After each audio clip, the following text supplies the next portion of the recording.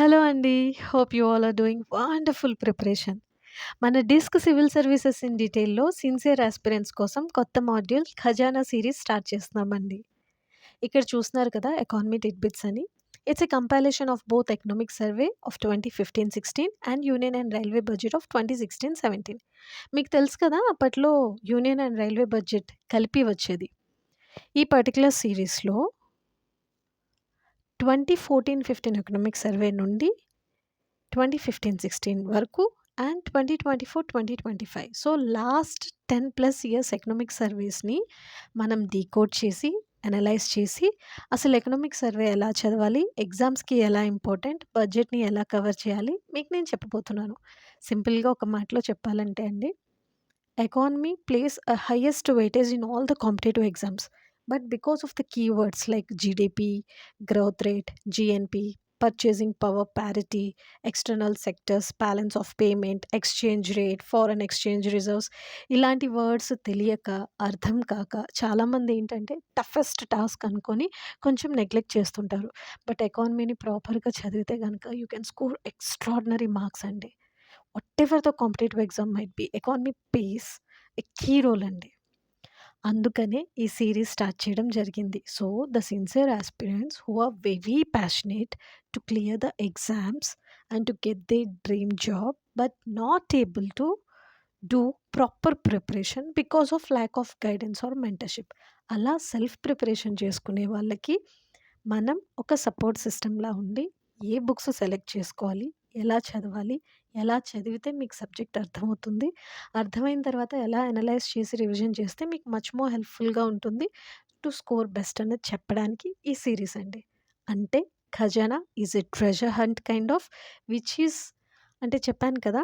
ఒక ట్రెజర్ హంట్‌లో మీరెలా అయితే ట్రెజర్‌ని గెలుచుకొని హ్యాపీగా ఫీల్ అవుతారో, అలా ఈ సీరీస్ ద్వారా you will be gaining more knowledge, information, content, tips, techniques, everything అండి.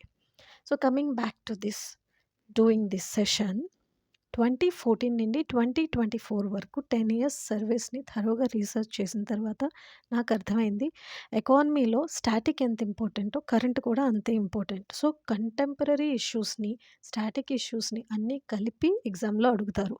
ఇట్స్ నాట్ లైక్ 2010లోనెప్పుడో జరిగిన ఇష్యూ కదా! ఇప్పుడు అడగరు అని కాదు. ఫర్ ఎగ్జాంపుల్ ధన్‌మన్ యోజన గానీ, ముద్ర యోజన గానీ, ప్లానింగ్ కమిషన్స్ గానీ ఇప్పటికి కూడా అడుగుతున్నారండి. నీతి ఆయోగ్ ఉన్నప్పటికీ కూడా planning commission and 5 year plans ఇప్పటికీ అడుగుతున్నారు.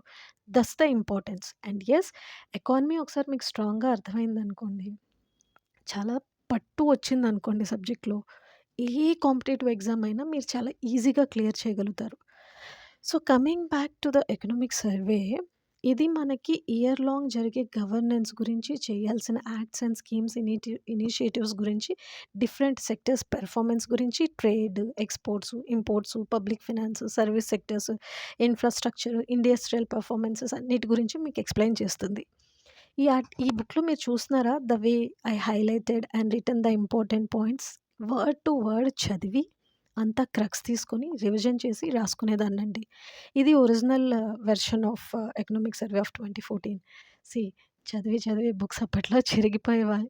I used to apply these highlighters for the important highlights and everything.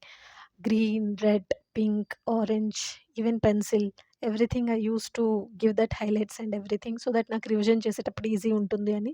And trust me, ఒక economic survey word to word చాలా చదివిన తర్వాత, చాలా డీటెయిల్డ్ అనాలిసిస్ చేసిన తర్వాత క్రక్స్ తీసుకునేదాన్ని. I never depended upon summaries అండి. బికాస్ ప్రైమరీ సోర్సెస్ ఏవైతే ఉంటాయో, అథెంటిక్ సోర్సెస్ ఏవి ఉంటాయో అవి చదువుకోవాలి.